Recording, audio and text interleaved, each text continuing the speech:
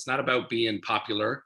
It's not about being the best pro bodybuilder. It's not about being Mr. Olympia. It's about the love of training, the love of fucking training your fucking ass off and overcoming, like I said, never surrendering and overcoming. Life is hard, man. The older you get, the more bullshit you're going to go through. And that's just inevitable.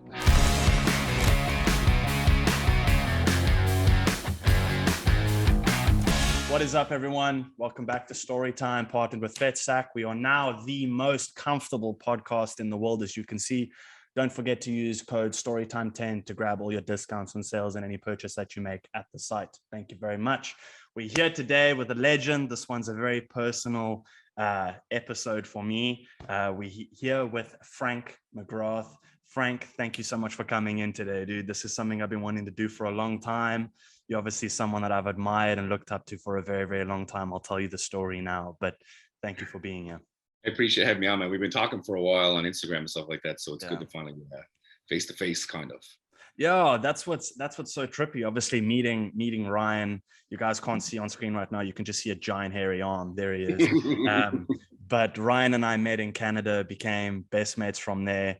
And I remember us having the conversation, and we're just chatting on lifting and bodybuilding and, you know, the whole industry and what it's meant for me, what it's been for him. Obviously, you know, he's at a completely different level to mere mortals like myself, and so are you, but it's very admirable. And we got chatting on you, and I was saying to him, the story that comes to mind for me is being a kid and walking past supplement shops and seeing the animal containers and the animal t-shirts. And in the animal logo, there's just this jacked gorilla looking human, like in the lettering. And I remember as a kid being like, I really want the apparel because of that logo, because of this huge guy, like in the lettering. And to find out years later that it was you, obviously, as I got older, you know, kind of figuring all the stuff out, figuring out the names and the legends and the people that be. How did this all come to be? How did Frank McGrath become Frank McGrath within the lifting and bodybuilding community?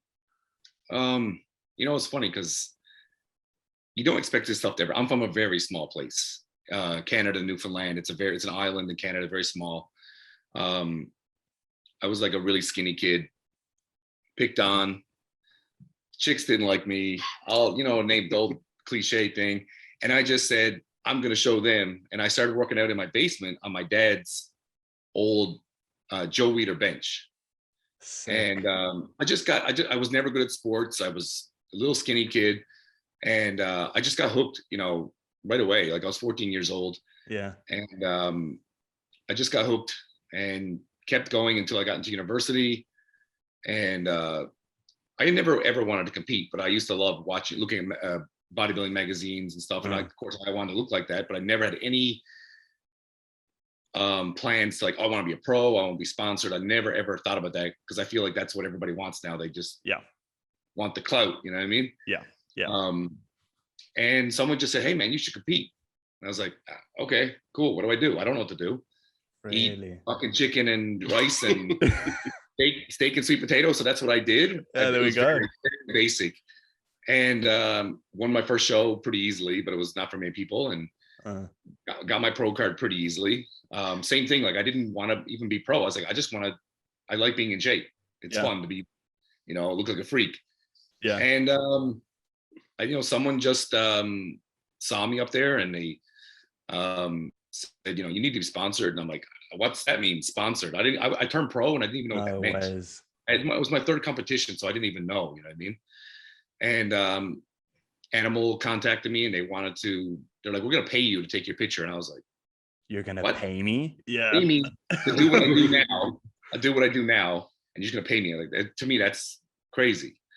And it just, you know, and then I was with them for like a year, and all of a sudden they want to put my face on everything. And I'm like, I didn't even know, they just did it. And I was just like, I remember the second Olympia I went to, I walked in and they had huge banners of me and hanging up, and I'm just like, and big TVs playing with videos of me, and I'm like, what? I didn't even know it was going to happen. And I was just like, it just was a big surprise to me. I never ever thought that would happen. You know what I mean? And you see that now more often. I think at that time it was so unique that someone had the ability and talent to be a high level competitor, and at the same time had the image and the character and personality to kind of become, you know, a celebrity is the wrong word, but to become like an icon. Yeah, exactly. Like an icon apart from the actual physique at the same time. Yeah, it was, I think Animal did such a good job because they told a story and people could relate to it. So it wasn't about someone who, it was all those things they wrote about me, you know, the posters and stuff like that. They're all true. They're all things that I said. They just made it sound a little bit more hardcore. You know what I mean? I say it pretty plainly, right? Yeah. So it's just about pretty much my life, like how I grew up working.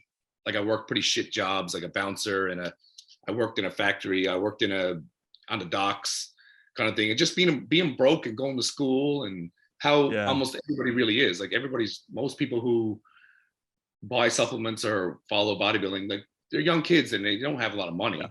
Yeah. So they can relate to it. You know what I mean? So if you see someone that is going through the same things you're going through and actually is big and competing and doing well, you're like, wow, maybe I can do it. And I just think that's why people gravitated so much, because it was so real. It wasn't fake. Because like when I first started, all the bodybuilding stuff was like only pictures of people in shape and they're just like at their best, making money in a photo shoot with some chick. Ours were about being a fucking alone, being broke.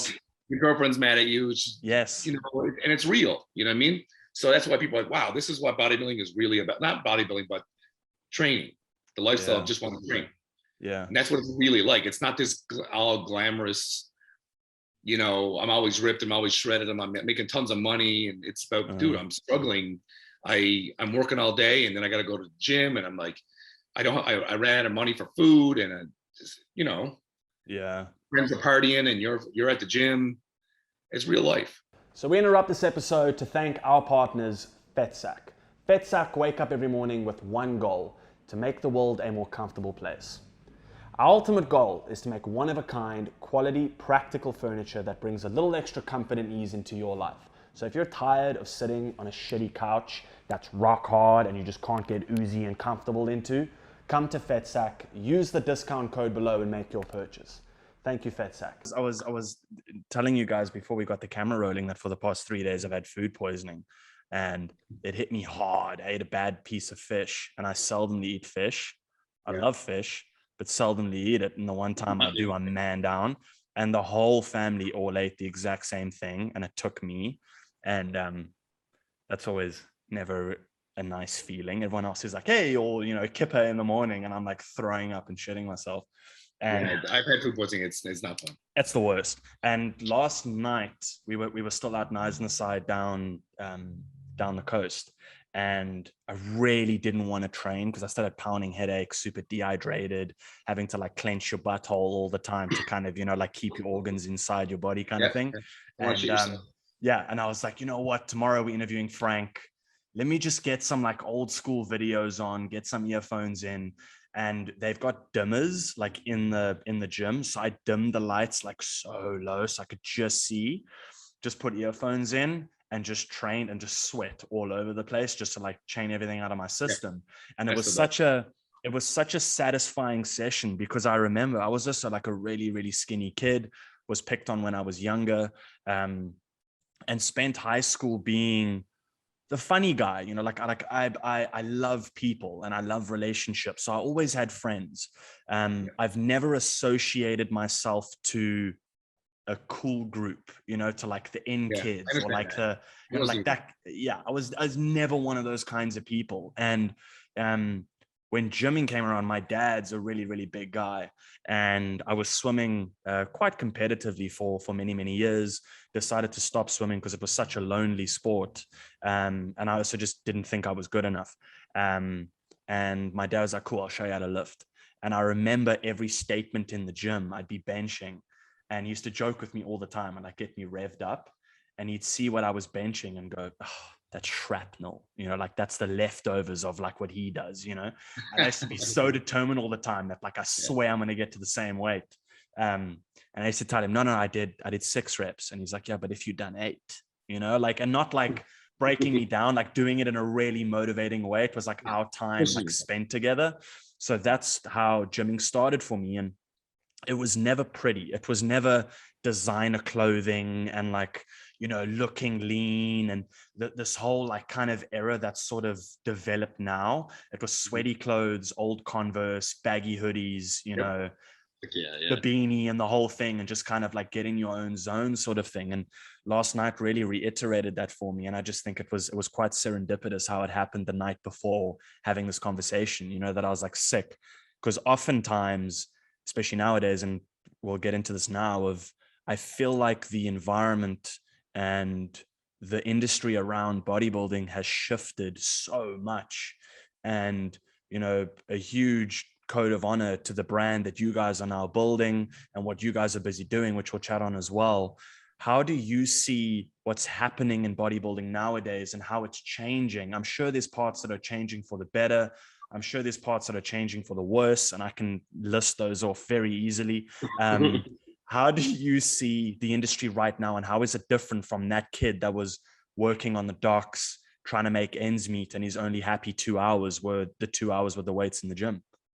Well, for me, it started in my basement, my parents' basement. We had no gym. So I spent the first 4 years in my basement with the plastic. No ways. I mean, I was down there benching 300 pounds, 16, 17 years old. So I understand about being alone and just doing it for yourself, right? Yeah. See, the thing about, I like what you said, that you went in there, turned the lights down low and trained really hard and stuff like that. But it's like, you go to the gym today, people are doing it to like show off more than anything. Like, I mean, do I like that sometimes? Yeah, I mean, there's times in my life that I kind of like that, being big and people like, holy shit, you're a freak. Yeah. But I do the same thing when I'm by myself. Yeah. Like I trained the exact same way when COVID was really happening really bad. Our gym was closed down and I would go in the gym. Sometimes I'd be the only person there. And this place is 30,000 square feet. Jeez. And I wouldn't even turn the lights on either. It'd be like one light in the corner, totally dark. But I train the same then as when I do when the gym is totally full. Yeah. Like I don't change because there's an audience, or I don't dress different because there's going to be girls there. You know what I mean? I don't, I mean, we all love girls, but like, I just don't give a fuck when I'm in the gym. I think I'm just going to do what I do. You know what I mean? Yeah. I actually think it's distracting being in the gym now and having all the people that are doing it for the Instagram or doing it for just to be popular or something. That's what all people are doing now. Yeah. And I don't know, man, it's all about being pretty now. It's like, I was in the gym the other day and I was doing a set and I was sweating. I'm sorry, my voice is a little bad. I'm still sick. No, go for it. Yeah.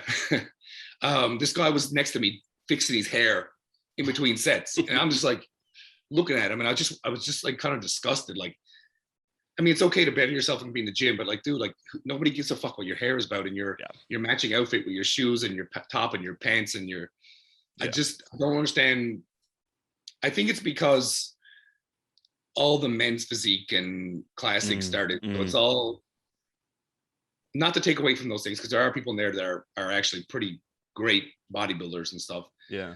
It's more attainable. It doesn't take as much time. It doesn't take much as they want to say, not as much drugs, not as much food, not as much everything. Yeah. So it's more attainable. And the people who are at the top, sad to say, I feel like they feel like they're some kind of like superstars. Yeah. And they try to show off this lifestyle of like wearing their Louis Vuitton bag and going to the gym with this really expensive tight pants and whatever, you know what I mean? So everybody wants to copy it. Everybody wants to copy that, right? They want to be like these people, you know what I mean? I get it, you know what I mean? I literally saw 2 weeks ago, someone at our gym was filming their workout with a drone. No ways, really? Yeah. They had like a crew. A drone in the air. Yeah. So I'm in the middle of a set and I know they've got a crew over there and it's distracting enough as it is. And then I see these red lights start flashing. And I was like, what the fuck is that? Well, it's the worst when someone takes their shirt off and they're like 150 pounds. Yeah, I'll leave it. And I'm like, I'm out. I can't do it. I don't know. I'm just saying it's different for me because when I was that size, I never even thought about that stuff. I'm like, I have so much more work to do before I even get near taking my shirt off or wearing a tank top or any of that kind of stuff. Now it's like, if a guy gets a lump on his arm and a little six pack, the shirt's off. You know what I mean?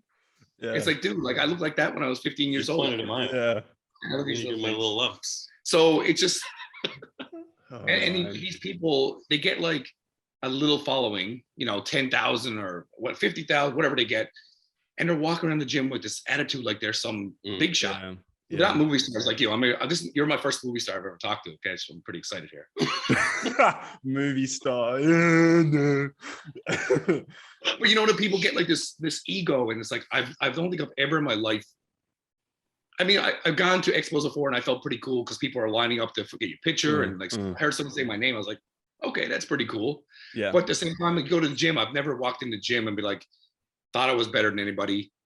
Or had this attitude like I was some kind of superstar, you know what I mean? Like, and now you get kids that are like fucking 21 years old, 19 years old with 20K following on Instagram, and they're like, the shits don't stink, and they just think they're just Instagram famous. It's become such a different time, because I remember going in with my dad, and one of the things that he used to teach me, so the first time I ever picked up a weight, my mom had these little 2-kilo pink dumbbells at home. And I remember holding both of them together, so it was 4 kilos, and doing like 200 reps an arm, just to be like, I'm going to grow biceps. I'm going to do 200 push-ups. I'm going to like 200 sit-ups, like that kind of thing.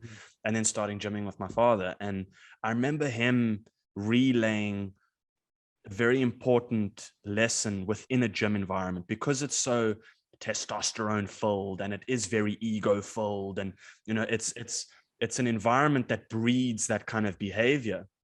And I remember my dad saying to me, like, it's not what you look like. You know that saying from Fast and Furious, it's not how you stand next to your car, it's how you drive it. And it was the same thing in the gym. I don't care about what the weight looks like. I don't care about how heavy it is, or like how cool you look standing next to a 4-plate bench. I care about how you press it, and then how you rack it, and how you pack away your weights, because that never happens anymore, and how you and there's a way to carry yourself. And I was always taught to look at the guys that were bigger and older and had been there longer. Like, those guys have been here for a really long time. Like, I don't think those are the people that you should get in the way of and try to like think you know more than them. Like, if anything, get to know them to the point where you can ask for advice, and and you can ask for help. I mean, like, that's how I met Ryan. Saw the big bear in the corner with a beanie on his head, and I was like, that guy's gonna eat someone if I don't make friends with him. Like, I was like, hey, can you spot me? And off asking for a spot, it was like, hey, maybe try this or change that or move that around. Like, there is the environment that allows for enthusiasm and encouragement. And there was a reel that I watched yesterday of a guy saying he was in a gym, and a guy wheeled in a wheelchair. I don't know if you guys saw this. It's like gone pretty viral. And he was saying how this guy came in a wheelchair and started training weights, sitting in a wheelchair at the front. And he was saying he couldn't take his eyes off what this guy was doing. And it's how a guy in a wheelchair training, coming in every day, how much more hard it is for him to get out of bed, and him to get in a wheelchair, and him to get himself to the gym. And then you've got like, a little picky of a kid that comes in there with a bit of an attitude and like brand new Nikes, that thinks, because he trains, arms and has a bit of ab, and suddenly is benching 1 plate more, suddenly he's admirable. You're not admirable. I promise you're not. There's people, like you said, when you go to an expo and someone mentions your name, that's deserved, because you were invited to be there. So you've done something that stands out, which is why I said earlier as well, you've built this great duality of, yes, physique, but as a person, the message that you've relayed is so relatable, is so, like all of us that, work office jobs or work at home and still got to go pull in at the gym, and, like, buy bulk chicken breasts and eat like cream of rice 3 times a day because you want to get your calories in, like, that's relatable. That I find so much more attainable and achievable than what I find expensive shoes and a bicep vein to be, And I always look at guys, like Chris Bumstead's become a huge face of fitness and a huge face of bodybuilding, and he's incredibly admirable. And there's so many moments throughout his career that have been quite outstanding. His speech about crying and his girlfriend comforting him, and the way that he handles winning, and I think the way that he carries himself as well is actually quite admirable. I think his take on bodybuilding has shifted things slightly. he's definitely started a new style of dress with like the shorts and the high socks and, you know, sneaks and like a hoodie and the whole thing, and like, you know, pump cover and the whole thing, which is cool. But it's made gym and weightlifting more popular and therefore more accessible to more types of people, maybe.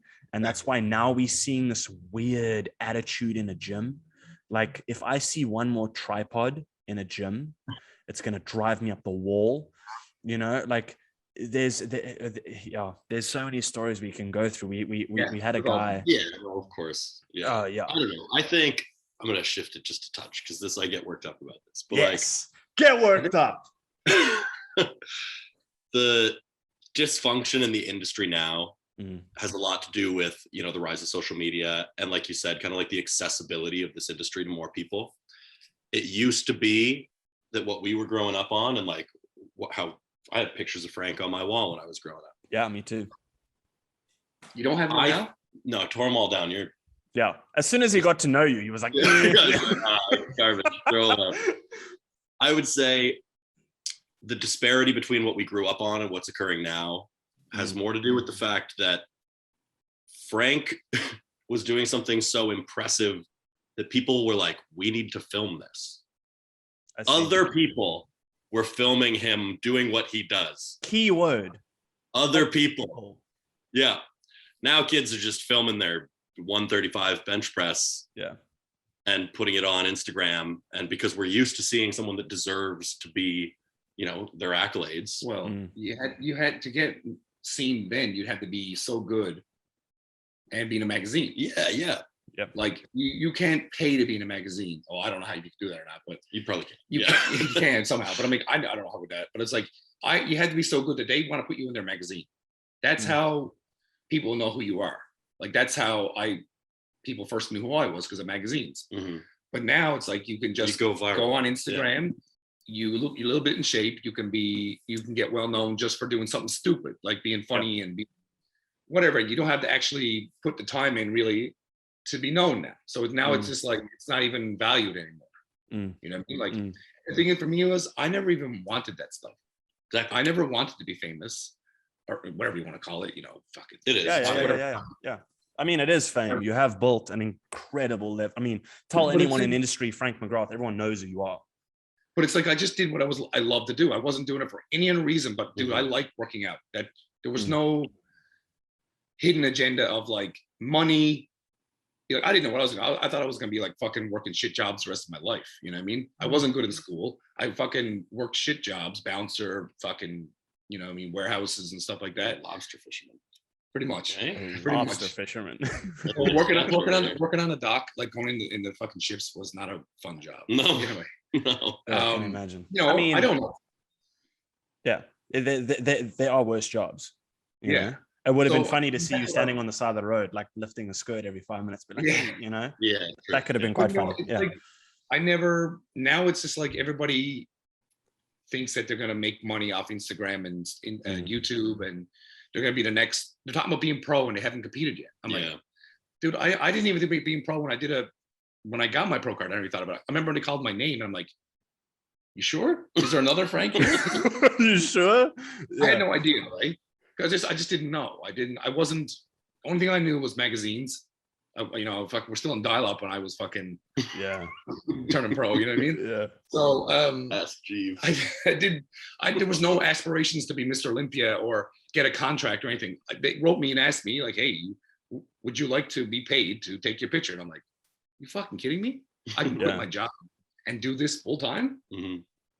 No problem. Great. How did your lifestyle at that turning point of like, now I'm making money off this? How did your lifestyle in terms of training and eating, and I imagine also trying to maintain a little bit of a social life and a little bit of a normal, you know, life away from lifting, how did that change once you'd realized that, oh shit, I'm actually getting paid to do this. This is my permanent job?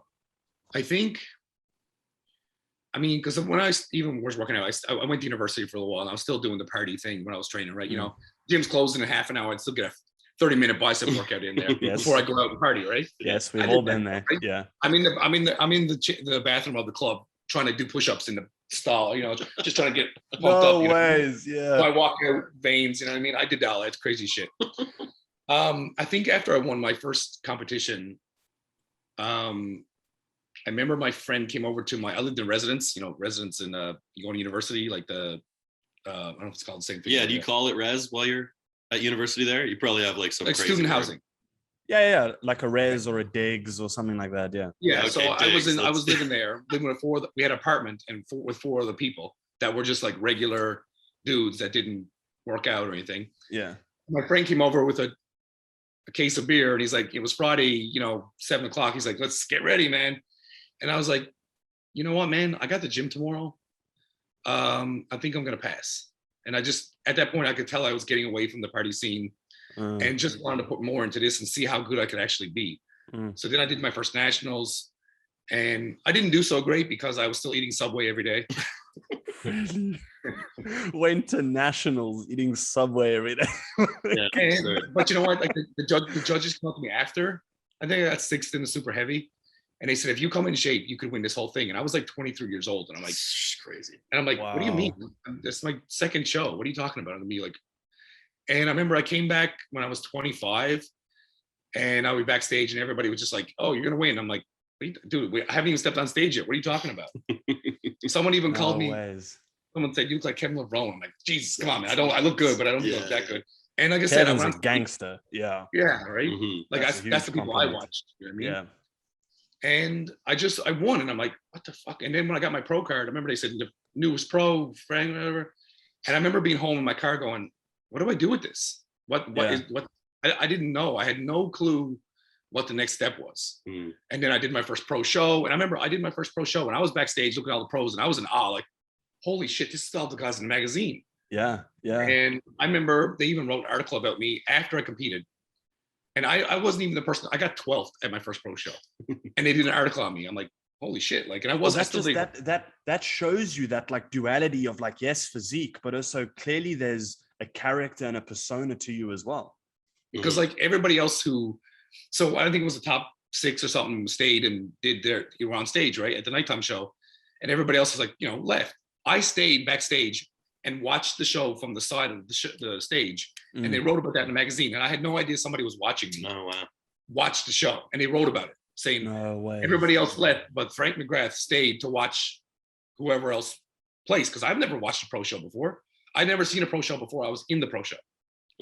That's crazy. Isn't that crazy? Yeah. That's like never having watched a movie and then you get booked on a set and you're like, cool.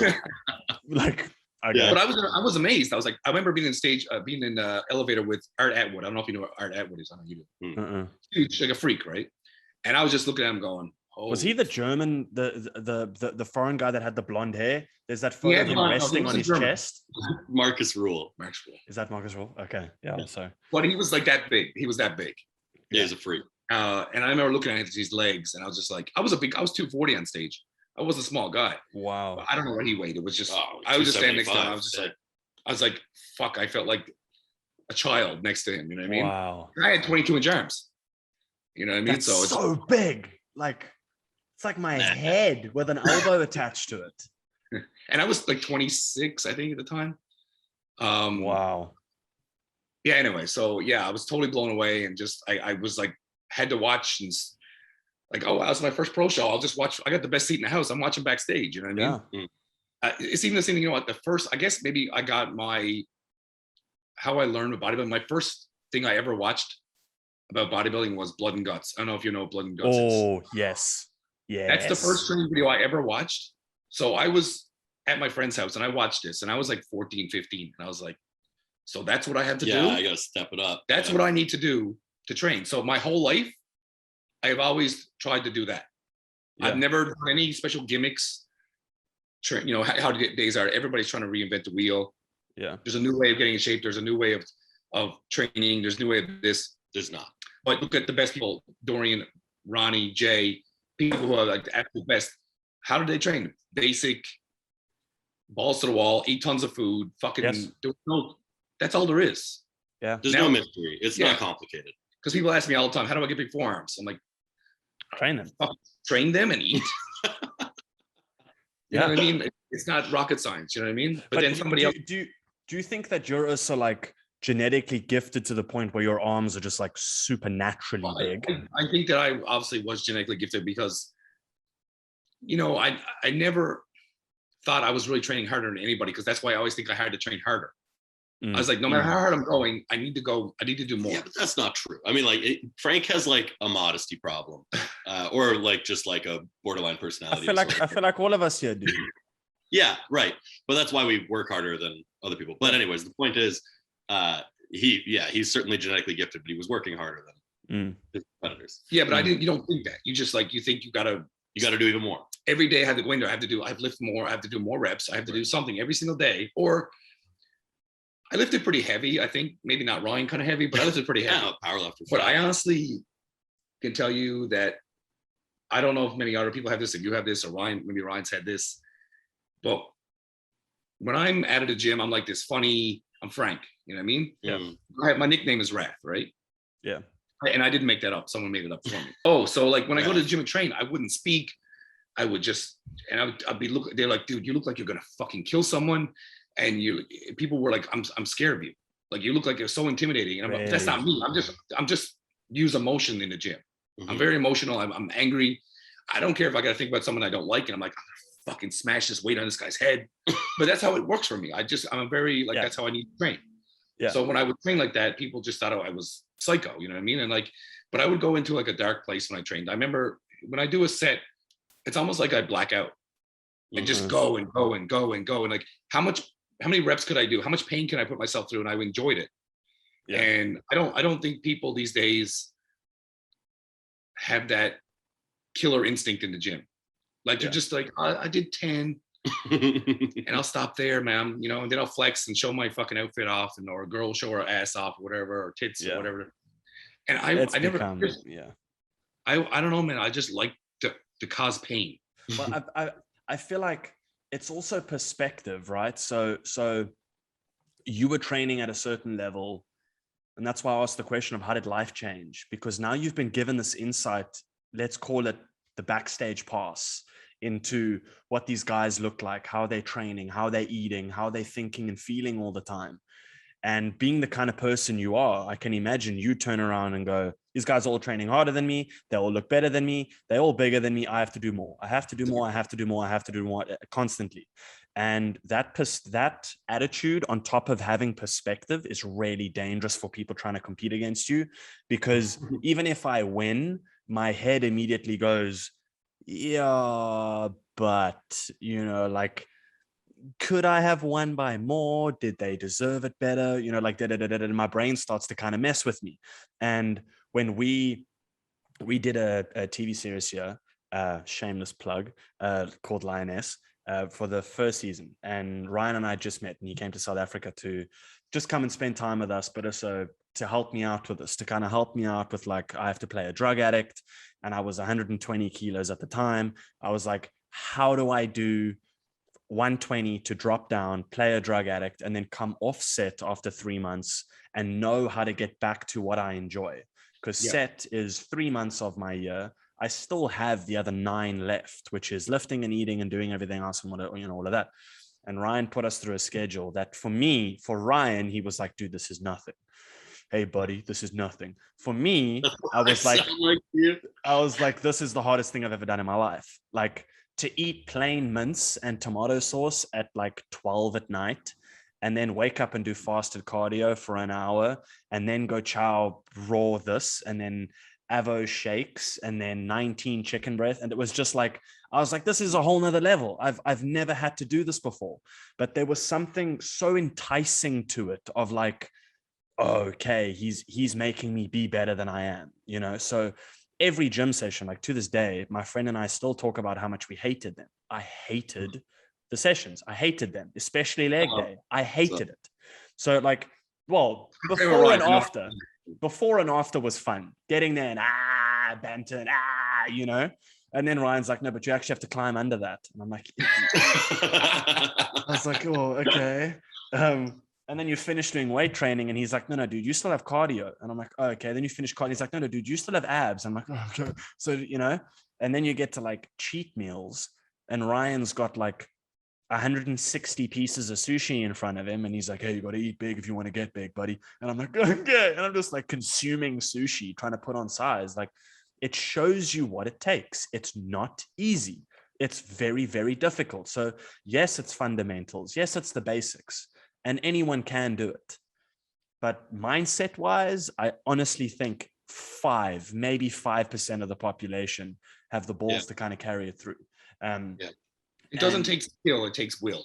Oh, exactly. Yeah. Like, and we talk about this quite often, about mentality in the gym. And like, I can understand being a skinny kid that finally benches 2 plates, that is, sees that as an achievement and wants to film it. I get it. I can understand a girl that was maybe out of shape and is now suddenly in shape and she wants to share it with the world. I get it.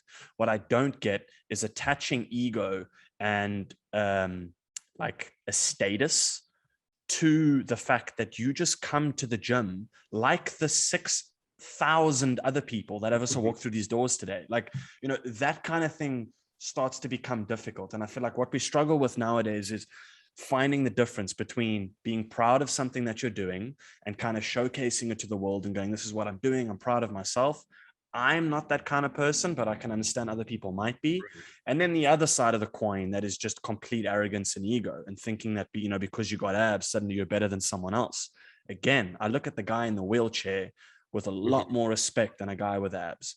I wanted just to ask, like the guy that's really nice to his neighbor, like, I mean, Exactly. I think it's probably important that we emphasize, like, Frank and I are in the middle of starting a brand, Wrath Performance is what it's called. So pumped for it. Never once have we suggested, and in fact, we're actually pretty vocal that, like, you don't have to deadlift 800 pounds to be hardcore. Yep. You don't have to be on the Mr. Olympia stage to be hardcore. I don't care if you're brand new to lifting, you're 14 years old and your bench PR is 135. If you're giving it everything you have, Exactly. you're hardcore. Exactly. I don't care if you lift.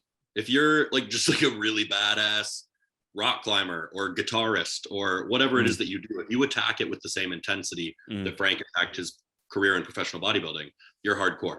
You understand? Like, it's like you said, like an attitude attached to like status in lifting. Like, we lift weights. We're not impressive, right? Like, I care more rocket science about how you treat the people around you and dogs than I do about what you bench or should we get Abby in? Yeah. Oh, you've got the Abby's taking coolest little dog. Abby before she goes. Yeah, we have to. It's like, I talk to, I do have some people in the gym that I talk to, very few. Yeah. But like I said, same thing Ryan said, like, there was this 17-year-old kid I was talking to the other day, and he was just listening to everything. I stayed after an hour after I was done training to talk to him. And he was sitting there eating, he had 16 ounces of meat. 16 ounces. I'm like, dude, that's a lot of fucking meat. That's a lot of meat. And I was like, but I respected it because he was trying to, like, he thought he needed to do more. Yeah. And he just was like, he so wasn't impressed by the guy over there that's got abs and whatever. He looked at me, he goes, dude, your forearms are fucking insane. And I'm like, oh, not I appreciate it, man. But he was like, especially for a young kid, he was like on 140 pounds, small kid. That I was like, most people I would not stay and talk that long. Most people are like, hey, what's up? Cool, how you doing? But I actually wanted to talk to this guy and talk bodybuilding for an hour. He's 17 years old. And it impressed me so much that someone this young was more into what I was into than what people his age were doing. Yeah, like so his age colleagues. Yeah. You know what I mean? So I was like, wow, dude, it's so good to see, because you don't see it as much anymore. You know what I mean? I told him that we're gonna work out together. I'll work out with him. I don't care if I bench 500 pounds and he benches fucking 100 pounds. It's the effort, like I said, it's the effort that someone puts in. Exactly. And they're the people I want to work out with, not just because you're strong. I've had so many people that were Instagram famous or pros that asked me to like collab. And if I don't know you and I don't like what you stand for, I'm like, I don't care to do that. Like, I don't need to use your following to get more from me. I really don't care about that. You know what I mean? I want to work out with people. I worked out in Gold's Gym in California. Yeah. There's famous people all over the place there. Like Arnold was there, actors and popular pro bodybuilders. That's cool. But the people that I was friends with were just the regular people that I hung out with every day. And I'm still friends with them today, that we still talk on Instagram and stuff like that. I don't talk to the pros there. I didn't talk to the movie stars. I talked to the people that I was like, man, you're training like, there's one guy, he used to be 400 pounds, huge fat guy. He got down to like 220. And I was like, dude, you trained. I was like, how hard that must have been to come in here looking like that in front of all these people that are like, Gold's Gym in Venice was like a lot of in shape people. Yeah. Even just the regular people were in shape. I was like, the guts you had to come in here and to train that hard in front of everybody and not give up when you were 400 pounds. I was like, I have to like get to know you. Yeah. I don't know, man. This guy I still talk to. And I think that's so admirable. Like, I look at that impresses me more than some guy that's over there that's getting ready for a show. Yeah. It does. I don't know. It just does. There's a lot of heart. There's before I ask you the next question, I want to ask about the different instances in your life, like your car accident and stuff that you had to overcome, because I feel like those stories are these stories of yours where it's like, no, you're not just a big, strong guy that trains. There's a lot of different obstacles you've had to overcome that are also very admirable. And I'm not going to say his name, just out of respect. I don't know if he wants to be mentioned on the show, but there's a guy that we met in the gym the other day. Very, very well-built guy, like really well-built guy. He's about 23, 24 years old, and he's type 1 diabetic. So he's got to inject 16 times a day. And we got chatting to him through a friend of mine, and we're chatting, and super friendly guy.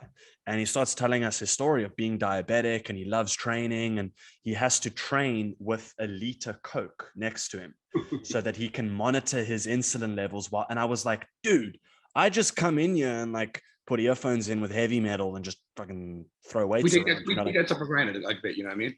Oh, completely. And I was like, dude, everything is yeah, exactly. And I was like, everything's so monitored, and it was so admirable to watch him through different eyes, to see him, and he trains really, really hard, to see him train that hard, knowing that he's overcoming something. And it doesn't mean that in order to be admirable, you have to be diabetic or you have to be in a wheelchair. Again, like you said, it's a mindset and it's a will. Anyone, you can be well built, you can be fat, you can be skinny, you can be tall, short, compete, don't compete.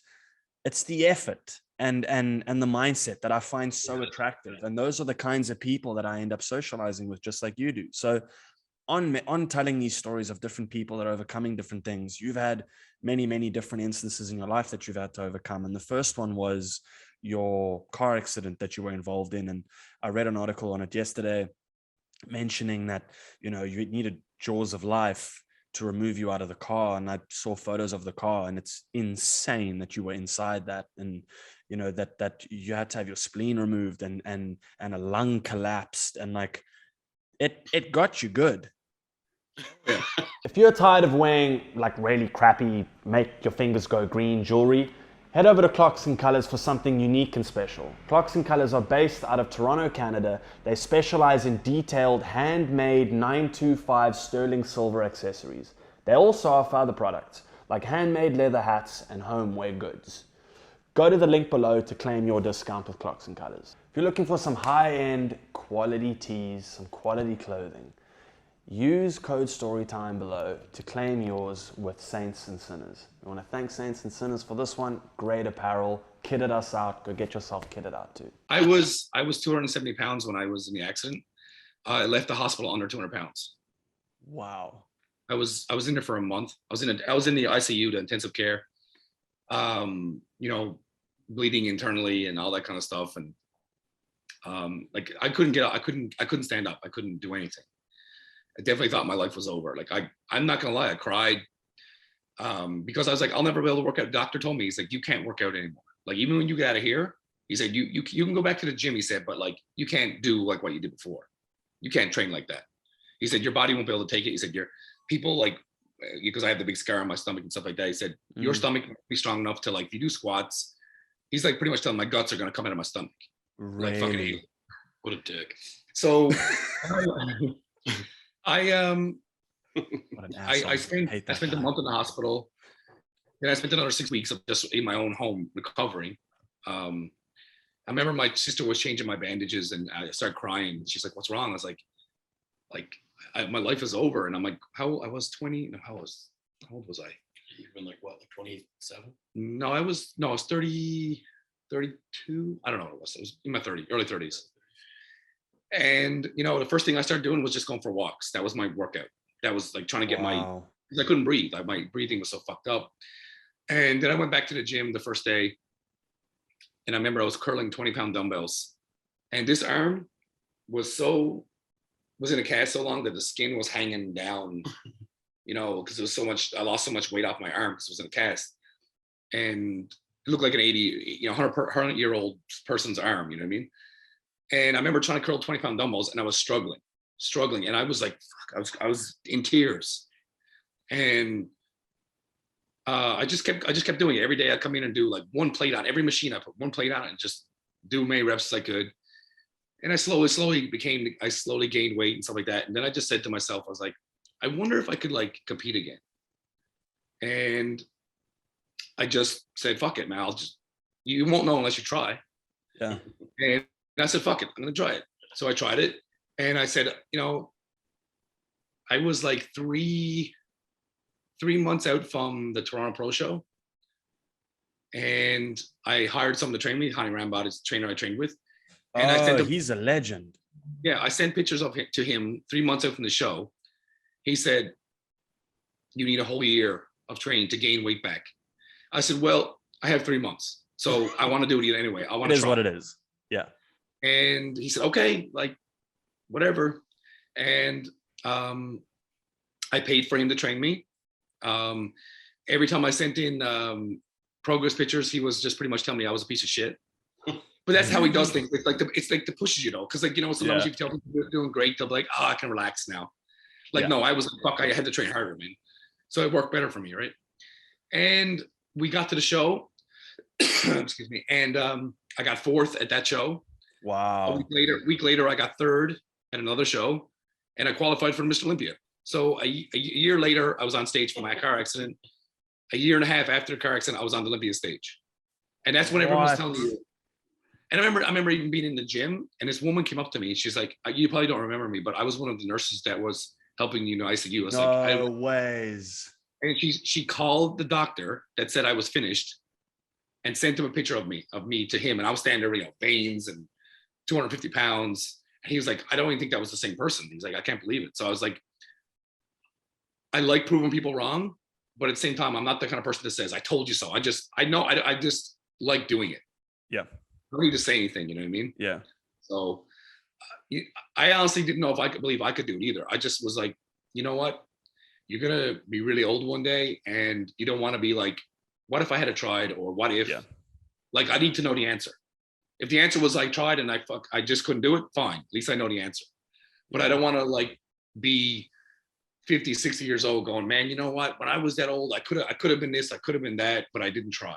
Yeah. So either way, I'm glad I did it, if I succeeded or not. You know what I mean? But after I did that, you know, because I was like, I remember I went to this guy who was like a motivational speaker, like a mental with you, not just your body. And he said, this was a good thing to happen to you. I'm like, what the fuck is this guy talking about? A good thing that I got hurt and I'm fucking, my body's all messed up.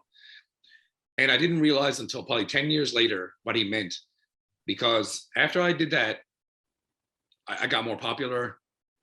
I got sponsored by a magazine because of it. I went to Mr. Olympia. Yeah. All these good things happened because I overcame that. Yes. You know what I mean? Yes. And I wasn't doing it for that reason. I was just doing it because I want to do it for me. But all these good things happened because I didn't give up and persevered through like something so bad. And that's when people really started like coming up to me who were going through their own problems, like kids, or I had a woman that had cancer that said she didn't give up because of me. I had kids that had like, that were paralyzed, you know, waist down, say, man, I didn't give up because of you. I'm like, dude, my problems were not as bad as your guys, but they can relate to it, and that I didn't give up. And so it's not that they're going to Mr. Olympia, but just they're not giving up. You know what I mean? It's so easy, like you said, the guy in your gym who has diabetes, he could have gave up. It's way easier just to say, fuck it, man, I'm fucking sick. Like just pack it in, go home and just eat fucking ding dongs all day. I don't know. Yeah. I don't even know what ding dongs are, but it's perfect to the example. Diabetic, don't eat ding dongs all day. I'm gonna put Okay. that on the podcast just in case. But it's so much easier. Like most people, that's what most people do. Most people just say, "Fuck, I'm going to give up. Yeah. It's too hard. Yeah. You know, it's going to be too hard to make it." Do you think that this mentality was instilled to you from your father and like having a dope relationship with him? Do you come from a family of like head down and work boy? Is it like one of those kinds of? One thing I'm very jealous of you that you actually got to work out with your dad, because I didn't actually get to work out with my dad. Really? But like, because when my dad was like, had arthritis really bad. Okay. He actually had like a hip replacement. His neck was fused, so he had to turn like this. Me too. Wow. And when I was a kid, he was kind of messed up, you know what I mean? But my dad had big forearms. He was still a strong guy, you know what I mean? Yeah. You know, I remember when I was 17, benching 300 pounds, and I tried to wrestle him. It was like, he just threw me like I was nothing, you know what I mean? So he was a strong guy, even without working out. But my dad was the kind of guy that worked at a hard job. He worked at a refinery plant. He worked as labor. And I guess I just watched what he did, not do with the training, but even though people would tell me stories about when he was younger, how he was so strong, nobody could beat him in anything. That's cool. So I guess I was trying to live up to him, you know what I mean? Yeah. My dad was like an athlete too. He played hockey, baseball, and I wasn't good at those things. I couldn't skate. I don't like baseball because a fucking ball coming in. I don't like it. Yeah. I was like, fuck this. We'll climb under like a 7-plate squat, but no debate. Yeah, but say bodybuilding and working out was the thing that he loved watching me, and like, cool. You know what's the funny thing is I didn't realize until the day he died how much he loved my bodybuilding. Like I found letters that he wrote to somebody else about me, and I read them after he died. Wow. About my bodybuilding, and he would buy all the magazines, and he even used to go on the bodybuilding forums and talk to people about me, and I didn't know. No I didn't go on those ways. things. And I was like, wow, like I had no idea. He wanted to see what people were saying about me. He wanted to so he was like my biggest fan. Like it was crazy, So even when I got my pro card, the same weekend when I got my pro card, I was away somewhere else. He had a stroke and he was in the hospital. Yeah. And he told people, don't tell Frank I'm in the hospital because it will mess up his competition. So nobody told me. Oof. You know what I mean? Wow. And the doctor told me, he said, you know what? I think the only thing that kept your father alive was waiting to see how you did, because we were giving him drugs to sleep and he would not go to sleep. No matter what. He's like, until someone said, Frank won, he turned pro, he just went to sleep. That was it. He said, I think that you doing that kept him alive. So when I came back, I was supposed to do all these shoots of muscular development, and I missed all of it because my dad, as soon as I won, my mom's like, hey, you need to come home. So I, got my trophy, which I got right there in the corner, and I put it right in front of him. Laid it on the hospital bed and said, this is for you, kind of thing. I was 25 years old. And so seeing him that way, caring so much, it was like, man, you should be more cared about your life, staying alive. Yeah. But all he cared about was me and a competition that was like, who gives a fuck? It's a stupid competition, right? Yeah. But that's all he cared about. It's just like, I couldn't believe it, you know what I mean? So it's like, and I knew that, I remember he told me, even when he was sick, he goes, you're living my dream. I wanted to be a professional bodybuilder and do what you're doing and be in magazines. Cool. So fuck, what am I supposed to do? You know what I mean? I was like, so my whole, while he was alive, because he's passed away now, it was like, even to this day, I still think about, I'm not a religious guy. I don't know if I believe in afterlife and all this stuff, but there's so many times that I was working out, and I would look up, I purposely would look up and go, he's probably watching me right now. I can't be a bitch on this set. That's so cool. I don't know if that's a real thing. I think that it would just get me through. Like if I'm tired, or if I'm like feeling like shit, or if something's hurting, my knee's hurting, I would use those things to get through, to make it to a competition, or make it to just a workout. You know what I mean? Yeah. And I still do that today. I still think about that stuff today. I'm like, he's probably watching me right now, talking to you, and he would want to watch this, because he just, you're a popular guy. He'd be like, wow, this guy wants to like talk to my son. Yeah. He would love that. You know what I mean? That's so cool, man. It just shows you, like, I feel like unfortunately, it's such a big missing piece nowadays in a lot of young men's lives, is active, positive father figures.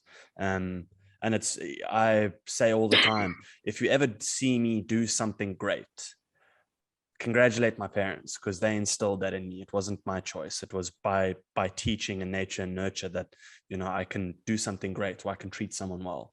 If you ever see me do something a little bit off character or something a little bit sketchy, then you can look at me and go, you weren't raised that way, motherfucker, change your actions. Like I'd rather be judged off that than be judged off, oh, you're such a great person. Like it's those times in the gym of like, and obviously lots of other times as well, but it's those times in the gym training with my dad, watching how he used to train and how he used to attack it. And like that through and through, regardless of who I train with, who I talk to, what I train for, why I train, that'll always be the fundamental of what I look back at and go like, this is why I train. This is how we train. And that's just how it will always be forever, and it carries through so many other parts of my life. Like the way I treat women is the way that my father treats my mom.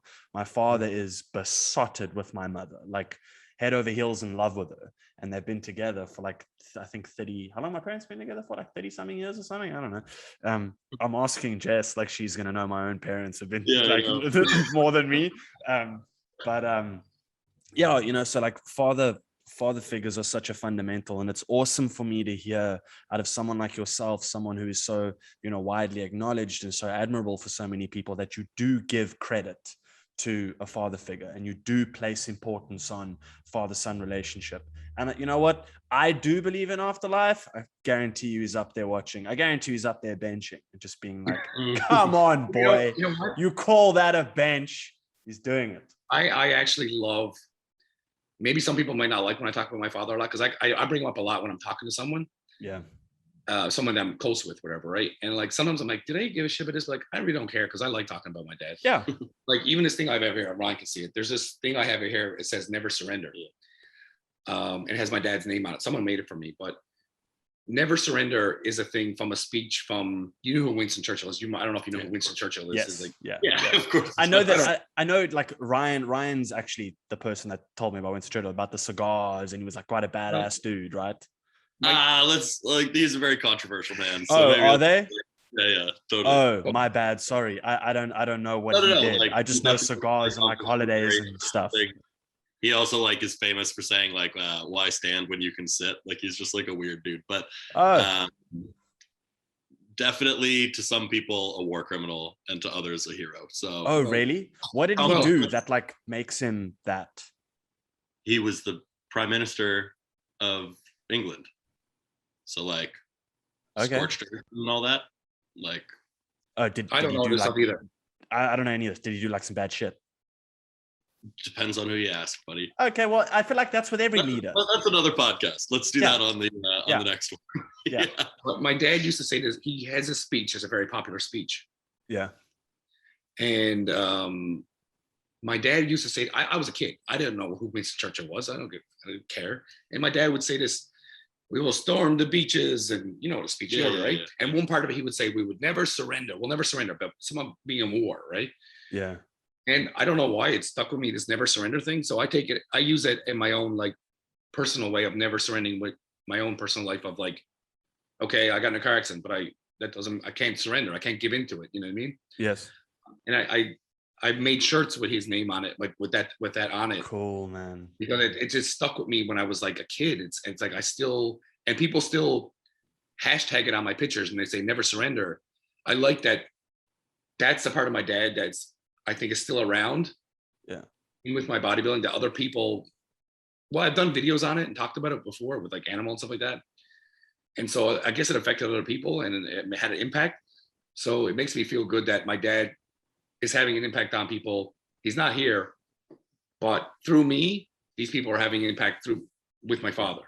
That's so awesome. It just means a lot to me, you know what I mean? Because like, yeah. I wouldn't be here without him.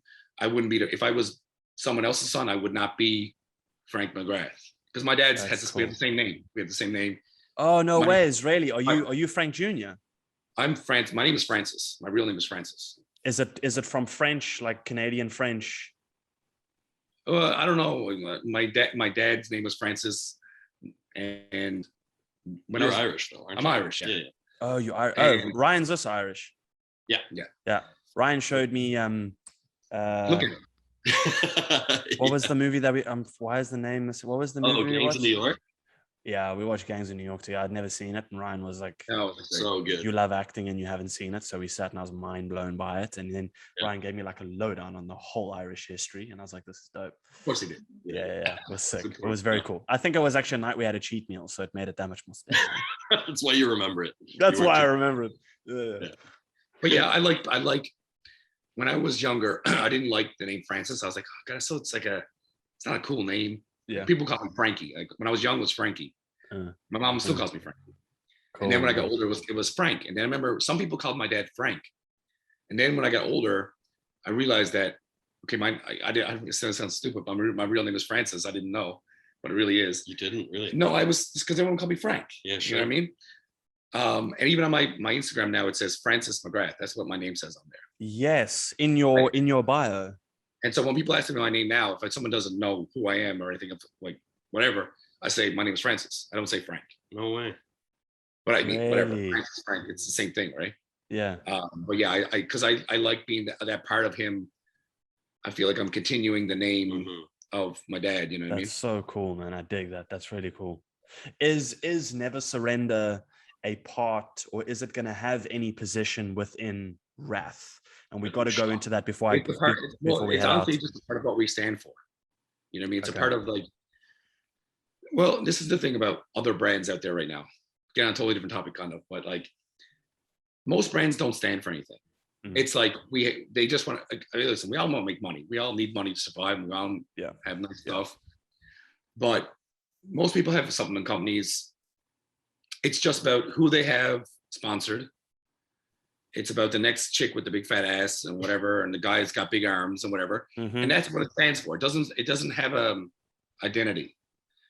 And like Ryan said, I want to bring back that hardcore, old school bodybuilding that I know that so many people still love, and that's what it stands for. It's not about being popular. It's not about being the best pro bodybuilder. It's not about being Mr. Olympia.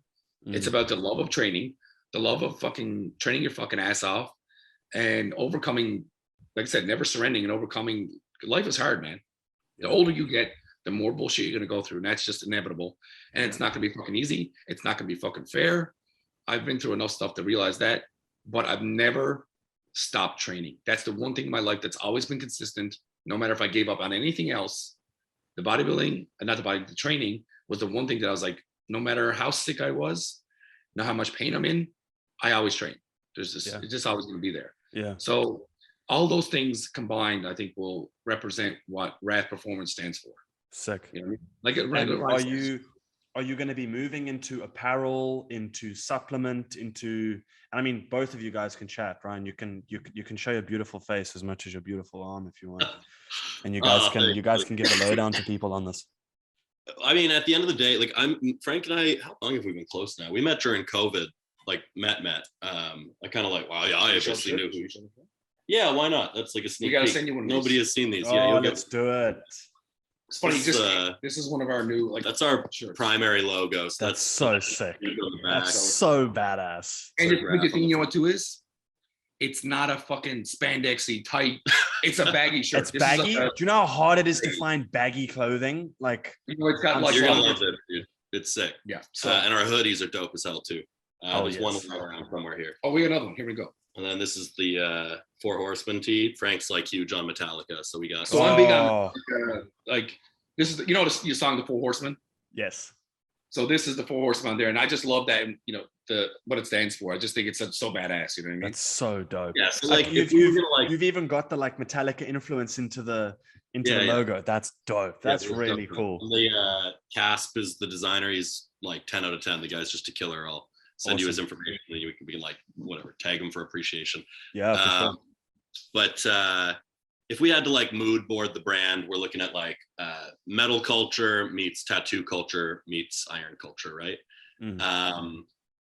But what happened was Frank and I met during COVID and pretty quickly hit it off. I mean, started training together. Guy was just up my ass. I wouldn't leave him alone. I know, it's right? crazy. I think I was doing a photo shoot when the first time we talked. Yeah, One of the times.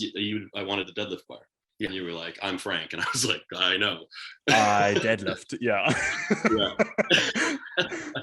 But pretty quickly we became close. And I mean, like, I was a huge fan growing up, and I was sort of like, so what are you doing now? Which brands are you working with? And we both have the sentiment that the industry has sort of become soft. Well, soft is the way he likes to put it. I like soft. And I Soft agree. is the word I like. Yeah. But I think kind of bastardized. Like, I think, and I can speak a little bit more freely than Frank can, because he has a lot of respect for some of the people he's worked with in the past and people that are whatever, colleagues and friends. Yeah. Ryan doesn't care about anything. I don't give a shit about anyone. So Ryan really doesn't. Oh, he cares 50. about me. Care about you, care about this guy, like my mom. But anyways, Three people. Though. I just think the industry has like really only put the bottom line first, and so they're catering to this sort of like TikTok culture that just, you know, propagates likes and certainly sales, and that's cool, but there's no substance to what these brands are standing for anymore. And there's a handful that I do dig, but at the end of the day, like, I grew up on, like Frank said, Blood and Guts, old Ronnie Coleman videos. I had animal posters on my wall. There's an enormous demographic that grew up on hardcore bodybuilding that is being completely neglected. Like, there is nobody serving that demographic anymore. And they're our friends, our family. Like, these are the people that we trained with and grew up with. And so I don't even think animals. That was the hardcore. Yeah, no, I mean, animals kind of gotten a little, well, I mean, they're they're closer to, but they've moved away from what was the there. problem is that they're worried about what's popular now. Exactly. That's what and we have no interest in what's popular. Like, really, we want to make, basically, we're making a pre-workout that'll just kick you in the teeth. Like, I mean, it's dangerous. We're making a vasodilator, like a pump stimulator, because Frank's so famous for his vascularity. I've never taken one of those before, ever. Well, let's see what happens. We can do a before and after. That'll be fun. Yeah. We're doing a creatine product. We're doing a intra workout product. Sick. And soon we're releasing our protein products. We had some issues with supply chain, like whatever geopolitical stuff. We couldn't get what we felt was the best quality way. Okay. And we're just not going to sell anything subpar to our. Yeah. I don't want to put my name on something that's not as good as it can be. Yeah. Yeah. I wouldn't want to sell to someone. I mean, like I told the guys that were formulating, I was like, guys, listen, like, if you give me this and I don't like the taste, if I don't like the flavor, if I don't feel it, then it's not being sold to anybody else. Yeah. That's just it. That's why, like, even I haven't been sponsored by a lot of different companies, and I've been asked a lot of different times, and I was like, I got offered more money from one company, and I turned it down to go with someone for less money because I was like, I honestly couldn't put my name, Francis McGrath Jr. on something I don't believe in, because that's my dad's name, so I'm carrying that around. So I can't do that. Yeah, that's dope. Well, I just when Frank and I became close, I was like, why aren't you doing your own thing? Yeah. Like, why don't you own a supplement company? He was like, well, I don't know. I never really thought about it. He was like, oh yeah. Well, you know what? People have said to me before, but like, starting a supplement company is not easy. Yeah. You need it looks really hard. Well, what Ryan says, you need a lot of cooks in the kitchen or something, because like everybody's got to wear different hats. Anybody who's working with me right now, everybody has a different skill set. Yeah. I know things that I bring to the table. I know what Ryan brings to the table. I know what my other partners bring to the table, and everybody's doing something different. And collectively, all together, we're making this brand where any of us alone would not be able to do it. Couldn't do it. Yeah. So that's, but I only want to do things like, I also wouldn't be able to work with someone I didn't like. So anybody that I'm working with right now, I like Rob. I met everybody, sweetheart. And everybody is I get along with so good. Like, I'm instantly friends with them. We're joking around. We got along right away. And if it wasn't that way, I wouldn't do it. Yeah, if our group chat got out, our business would go. If I didn't think you were a good guy, and Ryan talked good of you, I wouldn't do this with you right now. Yeah. That's just the way I am. I won't do something just to get popular or and that's what, I think that's what the problem is, like earlier about the brands now, is that they're willing to lose their integrity to make more money. That's what I feel. I can't like when and I feel bad kind of talking about Animal a lot. I don't know if that's the most appropriate thing to do, but I mean, I had a lot of respect for them when I was younger. In the Animal was like the brand that I admired as a kid. Like that's who you wanted to be with. Yeah, totally. And I think a big part of why they nailed it is they had like initially they had like 4, maybe 5 athletes, and they just stuck with them until like pretty much now. And then these other brands, like literally, they take on a new ambassador. They get a discount code, and 2 weeks later, that person's fired, and they've got the next TikTok dance girl or. Only because I wasn't anybody before with Animal.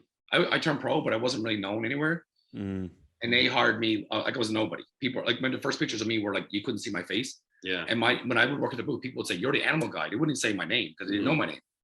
So but now the way it is, you got to be someone to get a contract. You got to be popular. You got to be winning shows or be popular on Instagram, TikTok, whatever. Yeah, we don't dig that. But back then, I got a contract and I was absolutely nobody, and they just told my story.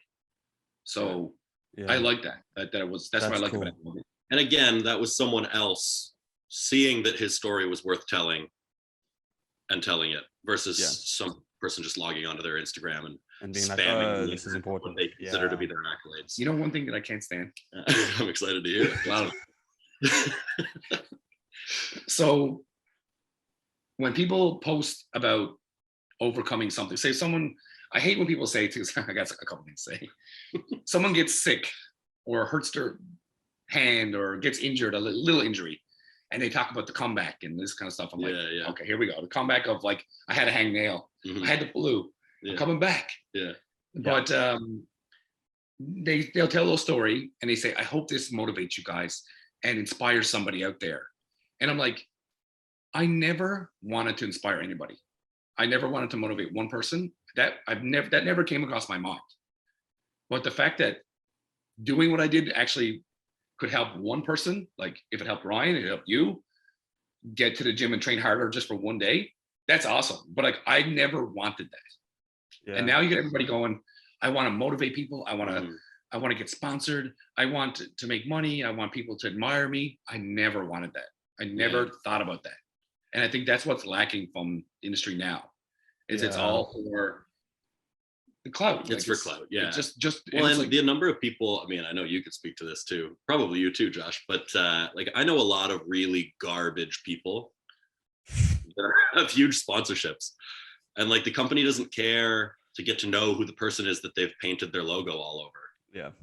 This person's representing your brand, and like behind closed doors, that won't happen on the piece of we're not doing that. No, of course not. But I mean, like, how many shit people do you know that have a great physique that are representing a brand and they're making big money because they're making good money? But beside that, like you've strapped your brand to someone, and they didn't do the due diligence to find out if that person, you know, represents their values or if they are even worth. Like you could be some guy with my company. Like I really feel like we could pick someone that's 150 pounds. Not that he's the best, but he's an absolute quote, the word animal in the gym. That would impress me more than Mr. Olympia, who's really and I think like, look, I'm not Ryan powerlifter and I'm not Francis bodybuilder, but you know, I'm like a decently sized dude, but I've never been the person. I don't have it in me to share myself in the gym. You can go through my feed. I think I've posted a physique photo twice in my life, and both of them were during a cut. And so I was like pretty proud of the fact that I'd lost all this weight for a roll. So I was pretty stoked about that. But I haven't found a way online to correctly portray myself in a way that I feel this is how I train, because industry and social media, more so social media, what people want to see, they want to see the shirtless photo. They want to see the girl with the big bum and the big boobs and the tiny waist and like, oh, because that's what it's become, you know. Like I want to share content where it's black and white and grungy and dirty and beanie and oversized, you know. Like, don't look at my physique, look at what I'm doing, you know. Look at how I just had a 14-hour day and I'm still here, you know. Like, that's the story. And again, not to inspire anyone or anything, just like, that's just my story, that's just me. That's how I train. That's how I like doing it. If you like doing it that way too, sick. If you don't, then go follow someone that does do the ab photos and all that stuff. You know, like. Yeah, I will also input that, like, it's not that I think people that are interested in a different style of training or a different style of representation are wrong. No, not at all. It's just not what we feel. Exactly. You know, exactly. Dude, there was like, there was I think it was Ricky Gervais. I think it was Ricky Gervais in a reel saying like, how arrogant of someone to think that what someone else says. Abby's here. Oh, there's the little one. Yes, Dude, you should like write wrath on the dog. Right. Yeah. Like a little billboard. Yeah. You'll have sorry on your ass. Watching Ricky Gervais on a reel. Yeah, and he was going on about like how arrogant of us to like think that when someone else says something we don't like, that we have a right to say, you know, like, and like relevance to the story. If that's how you like training, cool, do it. It's just not my way. And I personally have struggled to find a place for the way that I do it. I like brand wise. Well, and animal was always that, you know, like as a kid. So, I mean, the podcast is here for you guys. I'm here for you guys. Anything you ever need, I'm down and A for away. I'm excited to see it come out. I'm excited for you guys to launch it. I know it's going to do well. And I know there's a lot of people that are in desperate need of a brand that gives them that freedom to kind of like, I just want to go in and get down and dirty and fucking train and actually enjoy it, rather than have it be, you know, a show all the time, which a lot of people and brands do tend to drive it that way. So yeah, thank you that you guys are doing something so sick. I'm so hyped. Ryan and I have been chatting about this brand for a long time. I'm very, very pumped for it. So yeah, it's about a year in the making now, right? Yeah. It's thing too is like I'll say that you don't have to be like me to follow this brand. I want people to be themselves. You know what I mean? If you don't have to be like, like intensely. Yeah, like that's the most important thing from my perspective is authenticity. And the thing about you, if you wanted to show more of your training, all you got to do is, I know you have someone to do filming for you for sure. Just like, hey, don't talk to me. I'm just going to train how I normally train, and you just film me. That's how I like to train. That's how I like to do videos. That's cool. That's cool. So if someone films me, I was like, don't interact with me at all. I want you to be a fly in the wall, and I want to do just what I normally do. Because now it's not like that. People are talking to the camera every 5 seconds going, well, you do this exercise, you got to, I don't know what Ryan says. I don't have something he says. Externally rotate. I still don't know what that means. I have no fucking clue. Ryan talks, and I'm like, dude, can you dumb it down a little bit? Because like, I don't know what that means. Yeah. It goes down. Yeah, and to me, it's like pick it up, drop it down. That's how you work out. Like it's up and down. That's it. I pick stuff up. Yeah. But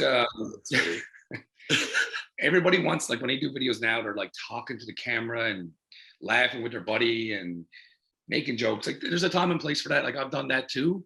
But for the most part, if I want to train with someone, like dude, like most times I don't like to talk at all. I don't want to need to speak. Like if I look at you, you should know that means put more weight on. Yeah. And, like, you know, just push me to do fucking absolutely until I can't do anymore. That's all I want you to do. Yeah. That's all I need. You know what I mean? Like, and Ryan even helps me fix some of my crappy form, but that's it. Ryan's just there like, easier said than done. No, he moves great, but the guy, he's been doing this for so long. Like he's just built up some dysfunction, like just some pain and some inflammation. The shitty thing is that it would be a little boring to correct for some of that. And this guy doesn't, he's got one speed. Yeah.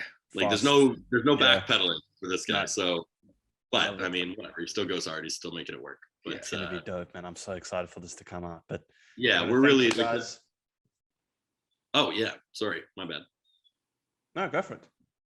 Oh, I was just gonna say, like in closing, like really this brand is about lending our people like a culture, like a space to be themselves again and make them feel like they're at least seen. Because I mean the industry has not been recognizing like what we grew up on as hardcore bodybuilding for a couple of years at least now. Yeah. Like I was with one company, I don't want to say names, but like I just didn't belong. It didn't suit me at all. And I, not to toot my own, but every company I've been with, I had good sales. I made great sales. I did great with them. And then all of a sudden I was like, I just don't belong here. It's not a fit for me. And I could tell it's like, this is not that anything wrong with it. It's a great brand and everything like that, but it's just not me. Yeah. Right. And I want to do something that's me. And Wrath is 100% going to be what I stand for. And I hope that the people out there, it makes people, like you said, Ryan, can be more themselves. You know what I mean? You don't need to follow the crowd. Sick. You don't need to do what everybody else is doing. You know what I mean? Yeah. You can be yourself. If you're a freak, if you're a weirdo, if you're what, I don't give a fuck what you are, man. As long as you fucking train hard. That's all that matters. That's you know what I mean? Do we have any I'm footage of excited. Kanan throwing up out the window in Boca? Oh, that was great. Kanan threw up out the window from us training a leg day, eh? Or was it a back day from all the deadlifting? No, it was legs day, but then we hit after on the bike, and he hucked out the window. Do we have that on camera? Hectic. I think so. I think we have the footage somewhere. Yeah, we have that, and then we still have the photo of you and I sitting on top of Lion's Head, and it's him in the background, like coming up the mountain, like trying to get there, just dead, and we like smiling for a photo. But that's fun about it. You're enjoying your friend fucking in pain over there. Yeah, it's fun. It was the best. Yeah, so fun. Dude, Ryan did not stop smiling every gym session. All of it. Until it was time to squat, but yeah. Until it was but he'd be like, you have to do 12. And I'd be like, I don't think you understand. I can only do 9. And he's like, no, you have to do 12. And then you get to 12 and he's like, dude, 13 would be so great. Come on, let's do. And you're already under the bar. You're just like, okay, I don't have a choice under here. And you brought that psychotic pre that had the clowns on it. Yeah. And we took that. That was insane. We used to love that shit. Definitely not allowed. In 2 weeks. Yeah, now your guys' one's going to be even better. Exactly. I'm super stoked. I'm very excited. I got to thank you guys so much for your time. Thank you for coming on.